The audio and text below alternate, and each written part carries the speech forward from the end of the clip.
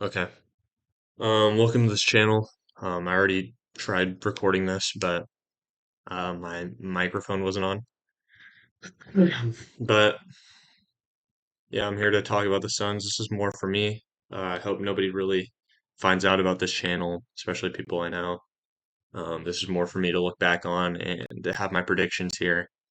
We're going to go over some of those predictions and how I was right and how I'm going to be right in the future. One of them being Scoot Henderson will not live up to his hype. Whatever you want to say his hype is, I don't think he's going to be any good. 11 for 31. Sure, he dropped 33 points, but 11 for 31 is kind of crazy. But that's beside the point that I want to talk about right now. What I want to talk about is the Suns' fourth quarter disaster that continues to be something that's happened every fourth quarter. Now, I don't know when this started. It feels like at the very start of the season, this has been an issue. It's obviously a coaching issue because this is not happening with any other team. This has not happened when it was under Monty Williams, when it was under whoever was before that, because I wasn't really paying attention to the Suns until call me a bandwagon or whatever, but until we went to the finals, and then I really started picking up basketball and trying to understand the game more over this recent off season when we traded for Bradley Beal when we got rid of Chris Paul. But my biggest issue and my biggest worry right now is the fact that every fourth quarter seems to have this same end result where we get 21 points. We get outscored in the fourth quarter every time without fail. I'm actually going to look at the stats while I'm talking about this. Um, it's absurd. I don't understand it. Um, it's obviously a Frank Vogel problem. Look, we're bottom of the freaking league and Portland's right above us, and we got outscored by them in the fourth quarter. Um, I wish they went into a little bit more stats here. I could probably find it on my Twitter, but we are literally ranked almost last in every single stat of um in the fourth quarter. And it's not like it's weird. So my point is when is this going to become an issue that it's already an issue that we need to start worrying about? Um, when did I repost this? I don't know if I'm gonna repost. Um, like when is this? It's obviously already an issue that we need to be worrying about. But like at what like how do you expect to win a playoff game if you can't close out fourth quarters? Like that's the insane part to me that I don't think is clicking for people when we're winning these games, but giving when we're winning these games, but still throwing it away in the fourth quarter, basically. We're having a really bad fourth quarter over and over again. How do you expect to win when the stakes are the highest, when games obviously games matter now, but when games really matter, how are you going to expect this team to not throw away games repeatedly? I don't see us making it out of round one. I really don't. Right now, I really do not see us making it out of round one, unless if we make some trades. I want to cut KBD once we start seeing cuts happen. Like probably it's going to be KBD, which I wish he was already cut. Drew Eubanks is going to be gone. Um, Yuta might stay. Maybe he's just had a really bad year. Who knows? But I bet you KBD and Drew Eubanks will be gone by hopefully. I just hope soon. But once you start seeing those guys get cut, then you know trades are going to start happening because we're making room for roster spots. But I don't know, dude. I don't see us winning a 7 game series against a team that will probably outscore us in the fourth quarter. I mean, it's like we literally have to be up 20, if that, going into the fourth quarter for me to feel comfortable.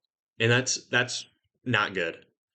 I don't know what happens. It looks like whenever we go out there, Frank Vogel is just telling everybody to just go play basketball. And actually, Tonight it didn't look too bad. Tonight, even though we did get outscored 24-21, which is I can't get over the fact that we only scored 21 points in the fourth quarter. But at the start of the fourth quarter, it was abysmal. Frank Vogel had to call a timeout after 45 seconds. It was that bad. We drained the shot clock down all the way to 0 seconds just for a turnover or a bad shot. I don't remember what it was, but then they come down. I'm pretty sure it was a bad shot, or I don't remember. Pretty sure it was a turnover actually, because Anthony Simons, who I'm gonna say it right now, this dude's probably going to be a star.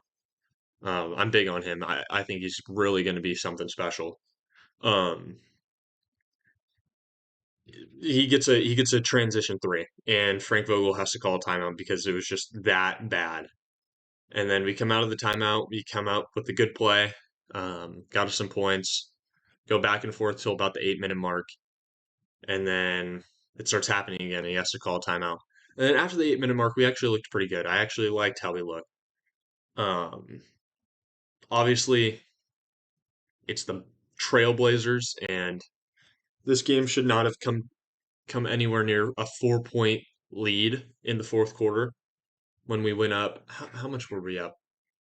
31. I'm not gonna do the math, but we were up, I think, about 14 going into the fourth, and for that to get cut down to four is like against a Trailblazers team who this injury status will blow your mind. Um, it's not like they had all of their guys in either. That's what's really the crazy part to me is not only is this one of the worst teams in the league, this team had nobody. They had nobody. Robert Williams obviously been out. He's going to be out for the season. I don't even know. I know who Moses Brown is, but Shaden Sharp, Da, Jeremy Grant, Matisse Thybulle, Malcolm Brogdon, and this dude all out, all not playing, and we still only win by 12 points. I understand not every game can be a blowout, but when all of our guys are healthy and none of their guys are healthy and they're a bottom tier team and we are considered to be a top four, not right now, but before the season started, we're supposed to be a top four team in the league. My opinion, top three. Um, and we do that. It's just like Frank Vogel's got to go. I'm tired of him. He's proven nothing to me. Like, I really don't understand. I don't think he'll be with the team because we're in win now mode. There's only so many more years. Obviously, KD's playing really well, and he's probably got a couple more seasons in him. But then age really starts to catch up with you, and your efficiency, maybe not efficiency, but your burst, your athleticism is going to start going down just because that's what happens. Um, so I don't know. I don't see it happening this year. I really hope I hope James Johnson figures it out and puts on his big boy pants, and gives Frank Vogel the boot. And again, my biggest issue with Frank Vogel right now is I'm gonna pull up this Clippers game because I want to go see this live, and um, it's just like this dude is coming in when he got signed or hired or whatever. Um, he's known as a defensive coach. He still is known as a defensive coach, a defensive minded coach, and we had 75 or 70, not 75, 70 dropped on us in the first half, and this is consistently. This is obviously a really good Clippers team. This is consistently happening every time. So where did that defense go? Where did his I don't know. I really don't know where. Like, it's getting me so flustered I can't even talk. We give up so many points, and it's like you're a defensive coach, dude, and you're giving up. Obviously 116 isn't, but 116 to the Blazers. Without DeAndre Ayton or Malcolm Brogdon, they had literally a G League dude playing. They had 8 players. They had 8 players playing. And you're telling me they dropped 116 points on us? And nobody even shot bad.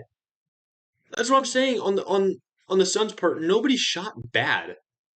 Obviously Devin Booker going 1 for 6 isn't great, but he's plus 17. Like the difference really is the bench. Um, Drew Eubanks has got to go. I'm glad he only played 4 minutes. Actually, I mean, what happened to freaking whatever his name is, Udoka Azubuike? I missed that dude. Um, I hope we sign Bismack Biyombo. I really do miss that guy. I think he was a very strong bright spot for our Suns team during either the finals run or after the finals run. I don't remember exactly. I think it was after the finals run that he came to the team. But with the Grizzlies waiving him, I think the Suns should be looking for him because that's what he's not known for his offense. We don't need an offensive center. We need a big body that's going to be a force in the paint, and that's what Bismack Biyombo does. So I think that's a big thing that we should try and fight for. Also, I think if we're not going to go for Bismack, if we're going to go for a bigger player, not a bigger player in size, but like a bigger player as in like talent wise, I would go with Andre Drummond. I would try and find a trade. The only thing is who is valuable? There is nobody on our team that's valuable. That if I'm the Bulls, I'm looking for a trade with the Suns. If the Suns are coming at me, I'm not looking at anyone on this roster and being like, oh, I want that player. I'm looking for either draft picks, which we don't have any. We don't have a first round pick until 2030, which is 6 years from now. So good luck trying to find a trade with that. So I think we're going to end up having to sign um, Bismack Biyombo, which is what I would do if I was James Johnson, and I would also be looking for a point guard. Um, I saw a couple of instances this game with there's this one possession that made me really mad was Devin Booker had his most popular shot, his best shot in my opinion, which is that pull up um at the whatever.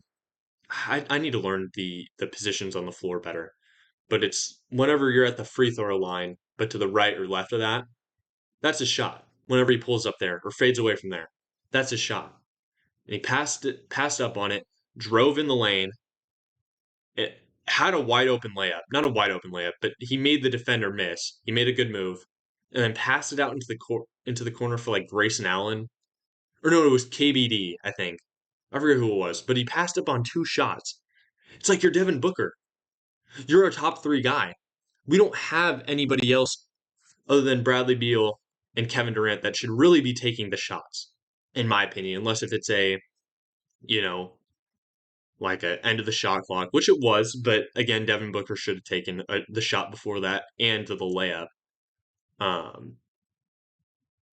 so it's just that's the part that's most annoying to me is that these guys aren't taking enough shots. Like obviously Devin Booker tonight shooting 22 shots is awesome. I wish he would shoot even more. I wish we would get um honestly, that's actually a pretty good ratio because I do want Eric Gordon getting shots up. I don't want him feeling like a because he's our best bench piece right now. Um and I want a guy. See that, but that's again going back to my point. That's why I want a point guard is for Devin Booker to not feel like he needs to make that pass. Because when we had Chris Paul, he wasn't. He was just thinking scoring. He wasn't thinking passing. Now he's thinking passing. He's thinking about passing the ball and getting it out to his teammates, which is fine. But I just don't think he should be the guy that's doing that. He's a great point guard, but it's just his game is so much better when he is just the one that's shooting the ball and making plays. And when he just has to focus on that and let someone else do all the ball handling stuff. Because we don't have anyone that does that on this team. We don't.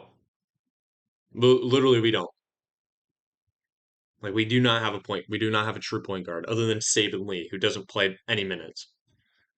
So that's the biggest thing that I think we should be looking for is a very true point guard, um, and a true center. A true center who's going to get in the paint, who's going to body up, who's going to box out, who's going to get those or not offensive rebounds, but get those defensive rebounds. Obviously, you want offensive rebounds, but who's going to get dirty. That's the type of guy we need. And then also, this video's gone on kind of long. I wanted to only talk about the Suns for like 8 minutes, but I did want to talk about what the Jazz are doing and how I predicted. Obviously, this won't last, but I do think they're going to be a fringe playoff team, and I did predict that. Um, it's the wrong account. Um, well, 1 second. think it's this one.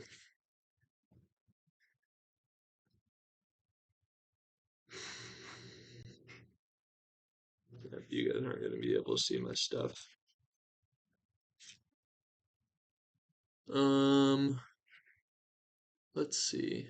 Yeah, so it's this one right here. So January 9th. I haven't opened it since January 9th. Now we're going to look at, we're actually going to go back to CBS. The Jazz. NBA. Teams. Where is the Jazz at? Utah. Schedule. Okay. So on when did I write this? January what? January 9th. Okay. I had made this prediction a little bit before that. I just want that to be on the record. Obviously, I don't have proof for that, but I did come up with it like maybe a week before it. January 9th. So, I mean, yeah, they went out and beat Philadelphia, Milwaukee, and I go out and say, hey, this could be a French playoff team. Then they went on to beat Denver, Toronto, which has been really good since the Anunoby trade, and then the Lakers, who have been on a cold streak, but still nonetheless impressive. So yeah, I just want to pull that open. This is also has me talking about how the Knicks are a championship ready team. I really hope I understand why they might get rid of Julius Randle. Maybe it doesn't fit their future or their true game plan, but he's been so good. Other than like whenever he hogs the ball a little too much, that's my issue with him. He's a little too much of a ball hog sometimes. He takes some bad shots. But when he's on fire, he's on fire. And I really I hope they see out the year with him because they already made a really big trade with or getting rid of RJ Barrett and Emmanuel quickly. I don't really know. He's been shooting the lights out and I don't know how defensively strong he is, but he's a big body, right? So I don't know who you would replace with that, because you have Hartenstein. You're gonna have Mitchell Robinson in a month or so. It's like, who would you even be trading for? Like my first thought was Brandon Ingram, but like, why would the Pelicans want to trade Brandon Ingram? And then I really couldn't think of anybody that would really help out the Knicks. I don't know. I think what they have is special. I really think they should stick it out for the rest of the year. I don't think they should try and go for a trade, which I don't think they are. I only saw like one report, and it could have been totally false. It was just like the Knicks might be looking to trade Julius Randle. I really hope they don't, because I don't know why they would. He's been playing phenomenal. Um, and I do think Jalen Brunson, obviously an all-star vote, but I think he should be. Um, I don't think he should win, but I do think he should be in the talks for MVP because what he's done is insane for this Knicks team.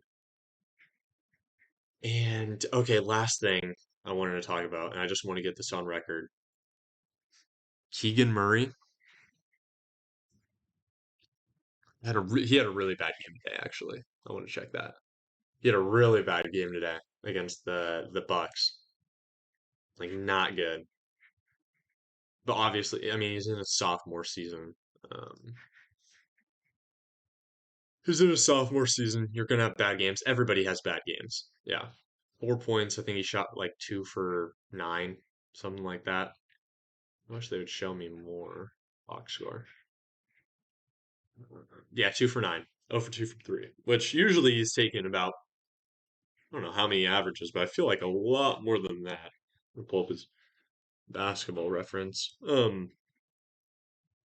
This dude is going to be an all NBA level talent.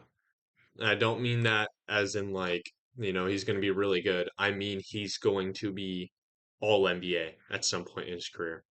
And I think relatively probably in the next 5 years, he'll be all NBA, which is obviously a generous time frame. But yeah, let's see. So this year, he's averaging per game. I should have probably just gone back. I'm just being too extra right now.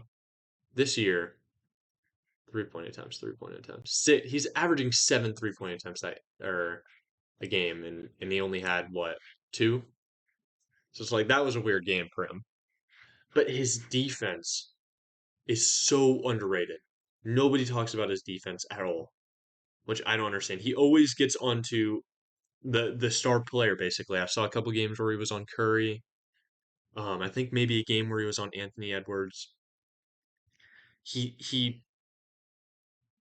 he's a really good defender, and I think the fact that his coach literally last year was taking him out of the game if he didn't shoot an open shot should really show. And Mike Brown is a good coach. Mike Brown is a really good head coach. I think that should really tell you how talented this dude is. I don't think I've really ever seen that before of an NBA coach taking you out if you're not taking shots, especially since he was a rookie. So, I mean, that was my rant. Um, I guess thanks for listening. Hopefully it's just me listening, but I'll see my channel. See whatever. I'm still working on my outro. Goodbye.